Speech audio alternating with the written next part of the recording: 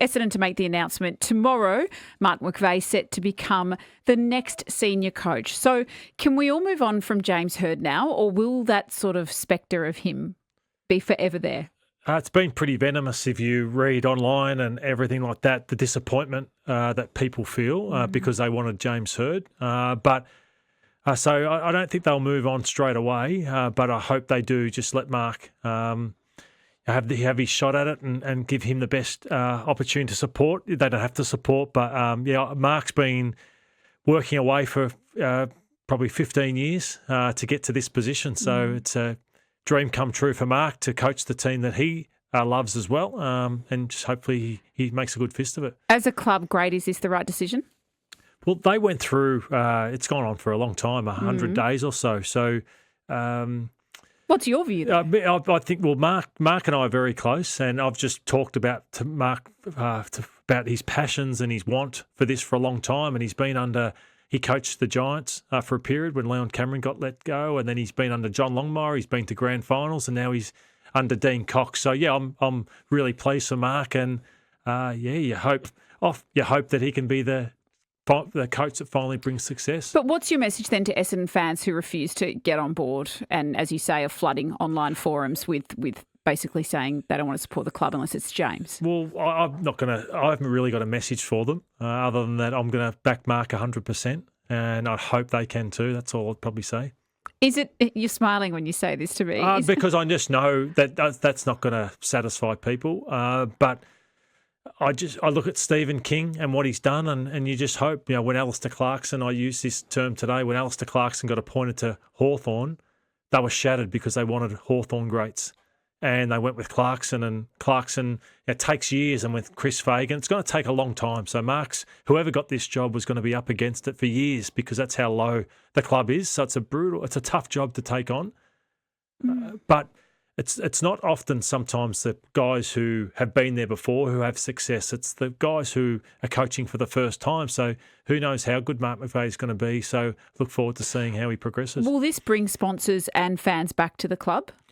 The other way would have if James was the coach. Yeah. So I'm not sure how that'll sit, but the club's big enough to survive whether more were going to come on or not. Have you sent James a message? Yeah, I've sent both a message. Yeah, so just because I get on great with both of them. So didn't know which way it was going to fall. There was talk of Jamie Graham as well, who was a big chance. So yeah, just let James know, disappointed for you, but also Mark has reached a dream that 15 years. He's, as I said, he lives 2 hours away from Sydney. He gets in the car first thing in the morning, full day at work, drives home, gets home at all hours. So he deserves it. Oh yeah, he's done a massive apprenticeship, Mark McVeigh. So yeah, he deserves it. Yeah. Okay, let's talk now about the finals, the wildcard round. I mean, the AFL, what was your original view? I was trying to remember what your thoughts were originally, but my view is they couldn't have scripted this better.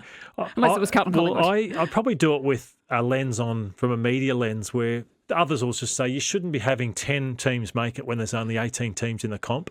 But I just find the dead rubbers, like this round wasn't the best round because there was no games of consequence. Whereas I normally find that when it's a top 8... There's one that almost misses out or misses out. Often it can be 4 rounds where there's teams that are 13th, 14th, 15th, 16th, 17th, 18th. There's dead rubbers everywhere, whereas so many teams were in the mix right till the end of the season. The St Kildas, the North Melbournes, the Giants, the Suns, they're all fighting to make it. So I think, and that should be, I hate the round of no football. So we normally would have no football. So to have 2 games this weekend when we've had nothing in this weekend coming up for years, I don't mind it. You and I spoke earlier this year and you said to me, I said, can Carlton win the flag? And you said no. Can they still? I still say no. Are you sure? I still say no. Are you sure? Because look at their run through though. So can they, how far can they go in them? If they can win 2, it would be amazing. And that would still only get them to, there's another 3 weeks of finals after that. So it's not going to be easy this week, v Melbourne. And then they have to come up against a side who's had the week off. And then they'll have to potentially win another one. Well, they might play Geelong, who always lose to them. And then they'll have to play a prelim in either Fremantle or Brisbane. And then they have to come to the MC. So Okay, are they the form team of the competition, though? Yeah, I think you'd have to say yes, because they've smashed Brisbane and they've smashed Fremantle in the last month. Get on board. I know, but why are you so anti? Anyway, you replay this in about 3 weeks' time. No, you'll be right. He's always right. He's the expert. No, I'm not. So 133693, drive at 3w.com.au. Your questions for Lloydie, whether it be Essendon, the McVeigh decision, or the finals, give us a call. Lots of texts coming in. Lloydie, no disrespect to McVeigh. He is a great Essendon champion. However, with Essendon where it is, this appointment will once again divide the club. Should have been heard. He would have got so many people back to the game, so many ex-champions backed Heard. Are they all wrong? I fear next year we'll be in the same position with a falling supporter base that will never be restored, says Theo. Yeah, I know that James, I understand all that, and I've said this on this program that what James would do with membership and sponsorship, I know all those things that he would do, but they have picked who they believe is the best coach, and that's Mark. Tony has sent us a message. Here you go, Lloydie. This will puff up your chest. Lloydie is a wonderfully pragmatic and polite person. He would make an excellent conflict resolution manager. We need Essendon back up the ladder. There you go. Yeah, I haven't liked seeing... I knew that anyone bar James Heard would bring this type of discussion, and I just don't think it's going to help the club. So... yeah, it's hard to get out of the bottom. It's really, really difficult. You see what North Melbourne and West Coast and the Bombers, it's just been year after year after year. And so, anyway, I'll let them vent, and then whoever's on board is on board. What do the draft picks look like coming up? Well, the Bombers will have pick one. Yeah, they got one. So I don't think there's a standout Harley Reid. I was going to say, where's your Harley Reid? There's obviously a lot of good players, but I think they're deciding out of a couple of players, which one's 6 foot. Yeah, a rugby like a Luke Jackson type. Oh, yeah. And then another's like a Wizard Watson type. So it's just a matter about which player they go for. There you go. Adam, hello. Hi, guys. Last time I checked, it was called the Essendon Football Club, not the James Heard Football Club, the Mark McVeigh Football Club, the Dean Solomon Football Club. To all the people that want to be Essendon supporters, support the club. Don't support the person. It's bigger than that, and it always will be. And Lloydie's take on it was exactly right. We will be a great club again, but only if everyone gets together and does the right thing by the entire club, that being the AFLW, everyone that's associated with it. And Adam, I understand the frustration for Bomber fans because it's been so long down the bottom. But so if people decide not to renew, so be it. But I'm like you. I'm going to get behind Mark 100% and hope he can turn things around. There are some sort of reports rolling around today that Zach Merritt would have considered staying if Heard was appointed. Did you see that? That's not helpful. No, I have seen that. And he was and he's very close with James, but it's probably best he does find a new club and expect that to be Hawthorn. Okay, also, can we talk about Zach Butters as well? So we've got a few players leaving, Ben King, Zach Butters, Zach Merritt. Let's start with Butters. Yeah, so he's just put out a statement. Give him a farm? He's put out a statement saying, he's left Port Adelaide, hasn't named the club. He wouldn't have named the club because he needs that club to be able to get the trade done. So many believe he wants it to be your club, Geelong. Does. But how did Geelong get the deal done?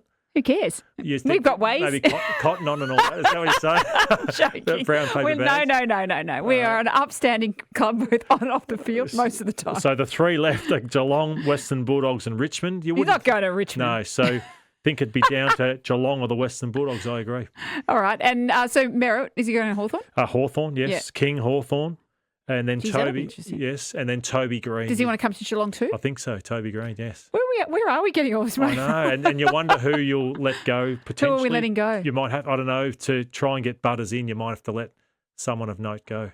Oh, who do you reckon it'll be? Well, no, I'd just be guessing. I'd be just plucking names, but someone of note, like a good player to try and get picks or to satisfy Port Adelaide potentially. Okay, and Michelle's rung in to talk to you about the Bombers. Hi, Michelle. Hi, how are you going? Good. You're talking to Lloydie? Hi, how's it going? Hi, Michelle. Good, thanks. Okay, I just wanted to say I'm 50 and I've been a Bombers supporter for like the last 45 years, went to the 2000 grand final, yada, yada.